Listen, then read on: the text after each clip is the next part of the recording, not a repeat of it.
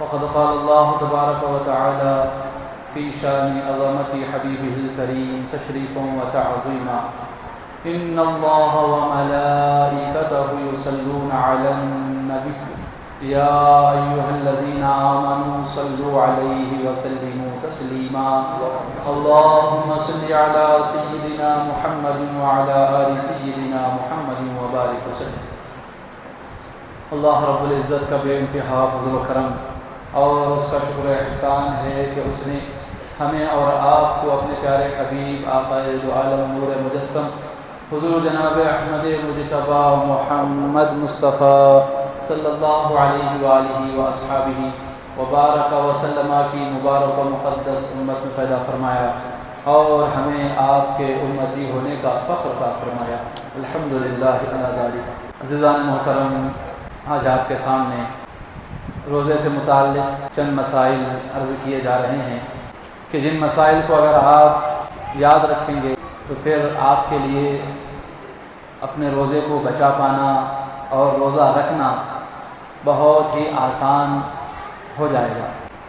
دیکھیے، پہلا مسئلہ یہ ہے کہ بعض لوگ جو آفس میں کام کرتے ہیں، جو کسی دکان میں کام کرتے ہیں، یا ایسی نوکری ہے جس میں زیادہ محنت کرنی ہوتی ہے، زیادہ دوڑ دھوپ کرنی پڑتی ہے، زیادہ بھاگ دوڑ کرنی پڑتی ہے، دھوپ میں چلنا پھرنا رہتا ہے، بھاری سامان اٹھانا رہتا ہے، غرض کہ ایسی نوکری یا ایسا کام جس میں بڑی مشقت اور بڑی محنت ہوا کرتی ہے، ایسی نوکری اور ایسا کام کرنے والے بہت سے حضرات روزہ چھوڑ دیتے ہیں، اور جب ان سے پوچھا جاتا ہے کہ یہ رمضان کا مہینہ ہے، مقدس مبارک مہینہ ہے، روزہ رکھنا فرض ہے، لیکن آپ تندرست ہونے کے باوجود بھی، عاقل و بالغ ہونے کے باوجود بھی آپ روزہ چھوڑتے ہیں، آپ کو روزہ نہیں چھوڑنا چاہیے۔ تو ان کا آسان اور سیدھا سادہ جواب یہ ہوتا ہے کہ نہیں، ہمارا کام بڑا محنت کا ہے، ہمارا کام دھوپ میں بھاگ دوڑ کرنے کا ہے، بڑی مشقت کا سامنا ہمیں کرنا پڑتا ہے، اور روزہ رکھ کر روزے کی حالت میں ہم یہ کام نہیں کر سکتے، روزہ رکھ کر یہ کام کرنا ہمارے لیے بہت مشکل ہے، اس لیے ہم روزہ چھوڑ دیتے ہیں۔ عزیزان محترم، اب شریعت سے اگر آپ پوچھیں کہ کیا ایسے شخص کا یہ عذر، ایسے شخص کا یہ بہانہ کیا قابل قبول ہے؟ کیا شریعت اس کے اس عذر کو مانتی ہے اور اسے اس بات کی اجازت دیتی ہے کہ ہاں محنت کا کام ہے، مشقت کا کام ہے، لہٰذا آپ روزہ چھوڑ دیجئے؟ کیا شریعت کی طرف سے اس بات کی کوئی اجازت ہے؟ تو غور سے سنیں، اور اگر کوئی شخص آپ میں سے ایسا ہے جو اپنی محنت اور اپنے مشقت والے کام کو بہانہ بنا کر روزہ چھوڑ رہا ہے تو یاد رکھیں، شریعت کا دو ٹوک اس کے لیے جواب یہی ہے کہ روزہ یہ ارکان اسلام میں سے بڑا ہی اہم رکن ہے۔ اسلام کے جو 5 ارکان ہیں ان میں روزہ ہے، اور ایک اہم رکن ہے جسے بغیر کسی عذر شرعی کے ترک کرنا، چھوڑنا گناہ کبیرہ ہے۔ یعنی اگر کسی نے جان بوجھ کر بغیر کسی عذر شرعی کے، یعنی ایسا عذر، ایسا بہانہ جسے شریعت بھی عذر اور واقعی میں بہانہ مانتی ہے، ایسا عذر نہیں ہے، بغیر کسی عذر شرعی کے اگر کسی نے ایک فرض روزہ بھی جان بوجھ کر چھوڑا تو وہ گناہ کبیرہ کا مرتکب ہوا، یعنی اس نے اپنے آپ کو جہنم کا مستحق بنا لیا۔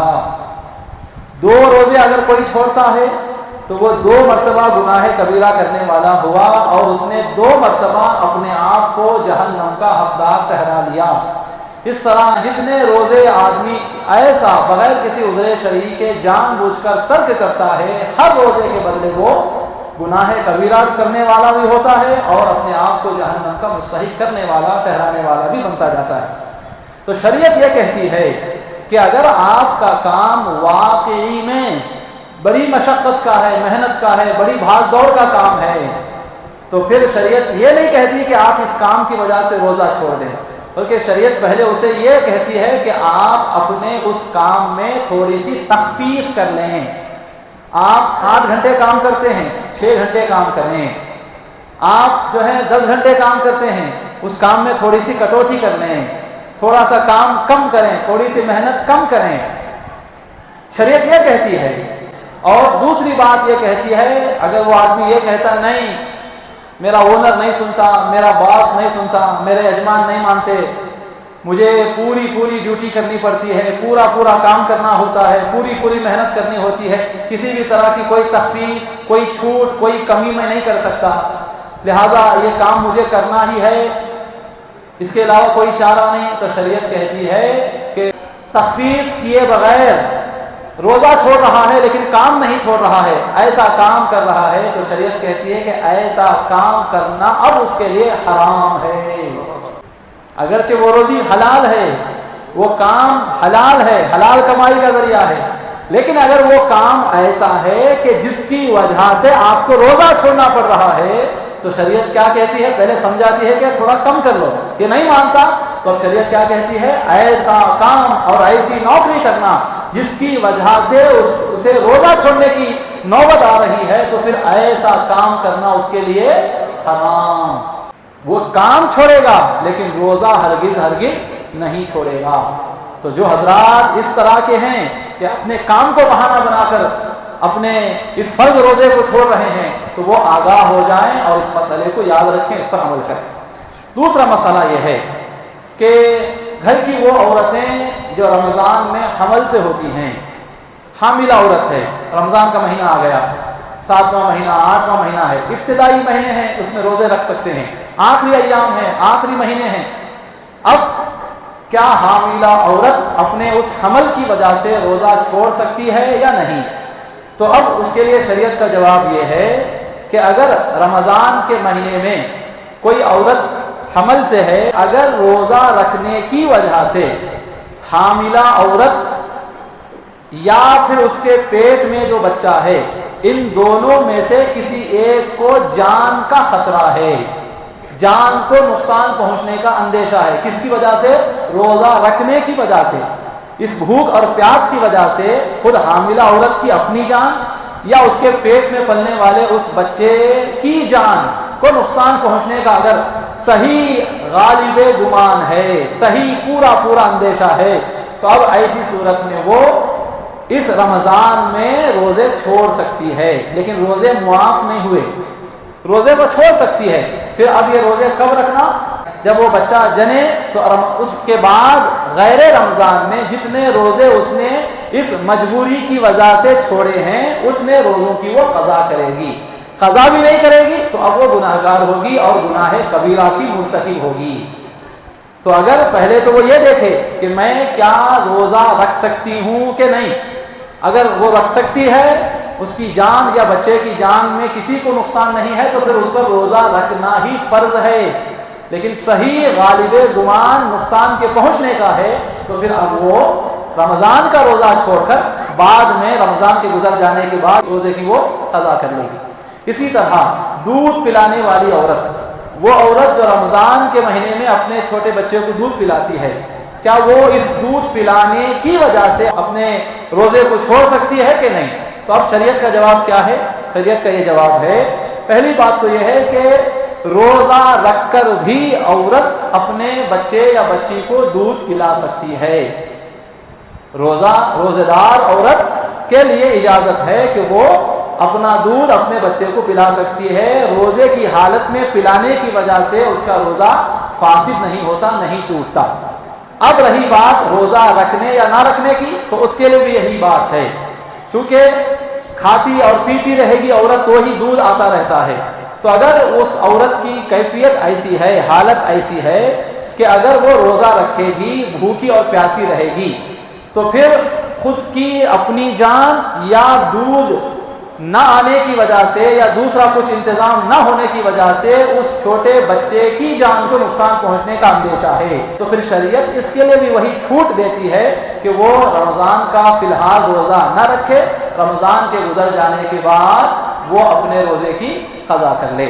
روزے کی حالت میں کیا خون نکلوانا، بلڈ ٹیسٹ کرانا، چاہے وہ کسی بھی بیماری کی وجہ سے ہو یا کسی بھی عذر کی وجہ سے ہو، روزے کی حالت میں ڈاکٹر وغیرہ کے پاس جا کر یا لیب وغیرہ میں جا کر خون نکالنے سے کیا روزہ ٹوٹ جاتا ہے یا نہیں؟ تو اس کا جواب یہ ہے کہ روزہ رکھ کر خون نکلوانے سے روزہ نہیں ٹوٹتا۔ لوگ کیا سمجھتے ہیں، آج مجھے خون ٹیسٹ کرانے جانا ہے، بلڈ ٹیسٹنگ کو جانا ہے، لہٰذا آج میں روزہ نہیں رکھوں گا۔ نہیں، آپ روزہ رکھیں، روزے کی حالت ہی میں آپ بلڈ ٹیسٹ کروا سکتے ہیں، خون نکلوا سکتے ہیں۔ اسی طرح روزے کی حالت میں اگر کسی کی صحت، کسی کی طبیعت اتنی بگڑ گئی کہ اب اسے خون چڑھانے کی ضرورت آ جائے، اللہ نہ کرے، ہر ایک کی اللہ تعالیٰ صحت کی حفاظت فرمائے، لیکن اگر کوئی ایسا بیمار ہو جائے کہ اب اسے خون چڑھانا ضروری ہو گیا، تو اب اس کے لیے شریعت حکم دیتی ہے کہ ہاں روزہ رکھ کر بھی، روزے کی حالت میں بھی بدن کے اندر خون چڑھانا جائز ہے، روزہ نہیں ٹوٹتا، روزہ فاسد نہیں ہوتا۔ اسی طرح روزے کی حالت میں کوئی آدمی بیمار پڑ گیا تو کیا وہ اس بیماری میں اگر وہ انجیکشن لینا چاہے، روزہ بھی ہے، بیمار بھی ہے اور انجیکشن لینا چاہ رہا ہے، تو کیا روزے کی حالت میں انجیکشن لگوانا جائز ہے یا نہیں؟ انجیکشن لگوانے سے روزہ ٹوٹ جائے گا یا نہیں؟ تو اس کا جواب یہ ہے کہ نہیں، بالکل آپ کو اجازت ہے کہ آپ روزہ رکھ کر انجیکشن لگوا سکتے ہیں، خواہ وہ انجیکشن رگ میں لگایا جائے، نس میں لگایا جائے، خواہ وہ انجیکشن گوشت میں لگایا جائے، تو روزہ رکھ کر بھی انجیکشن لگوانے کی اجازت ہے، روزہ اس سے فاسد نہیں ہوتا۔ اسی طرح ایک آدمی اتنا بیمار پڑ گیا کہ اب اسے ڈرپ چڑھانے کی ضرورت پڑ گئی، گلوکوز چڑھانے کی ضرورت پڑ گئی، تو کیا اب وہ روزے کی حالت میں ڈرپ چڑھوا سکتا ہے؟ روزہ رکھ کر کیا وہ گلوکوز چڑھوا سکتا ہے؟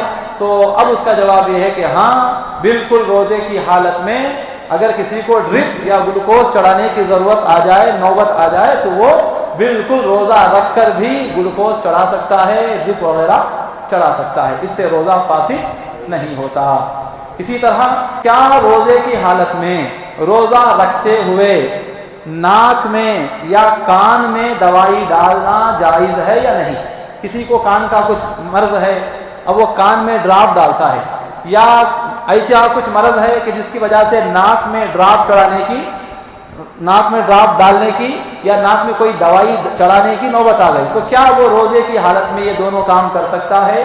تو اب اس کا جواب یہ ہے شریعت کی طرف سے کہ روزے کی حالت میں ناک میں دوا چڑھانا، اگر کوئی ناک میں روزے کی حالت میں ناک میں دوائی ڈالتا ہے یا قطرے ٹپکاتا ہے جو کہ دماغ تک چلے جاتے ہیں، تو اس سے روزہ فاسد ہو جاتا ہے، ٹوٹ جاتا ہے۔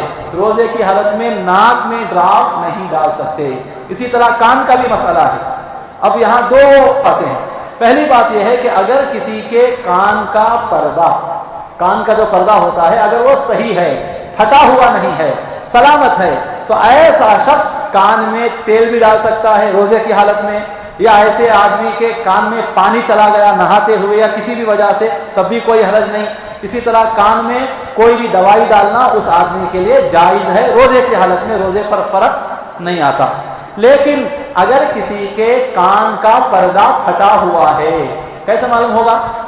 جس آدمی کے کان کا پردہ پھٹ جاتا ہے اسے درد محسوس ہوتا ہے، وہ سکون سے نہیں بیٹھتا۔ ہمارے یہاں بولتے ہیں نا کان میں تڑکا ہونا، وہ شروع ہو جاتا ہے، سمجھا؟